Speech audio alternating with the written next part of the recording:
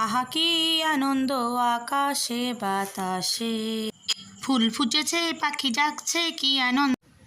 বনের মধ্যে দুই বন্ধু মনের আনন্দে ঘুরে বেড়াতে লাগলো গান গেয়ে।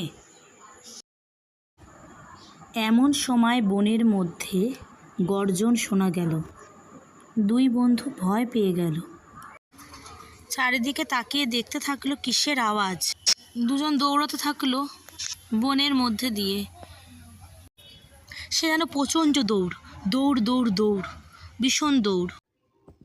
সামনে এলো অতিকায় বাঘ। সামনে এসে দাঁড়ালো বাঘ মশাই। বাঘ বলে, দাঁড়া, এবার তোদের খাবো। দুজনে মুখের দিকে তাকিয়ে রইল। তারপর কুকুর বলে, তুমি আমার বন্ধুকে খাও, ওর গায়ে অনেক মাংস আছে, আমি তো ছোট একটা প্রাণী, কতটুকুই বা মাংস আমার, পেট ভরবে না তোমার। বাঘ মশাই, আমার বন্ধু জিরাফ, ওর অনেক মাংস, আপনি ওকে খান। জিরাফ বলে উঠল, বন্ধু, আমরা এই না খেলা করে ঘুরে বেড়াচ্ছিলাম, আর বিপদে পড়ে তুমি আমাকে খেতে বলছো।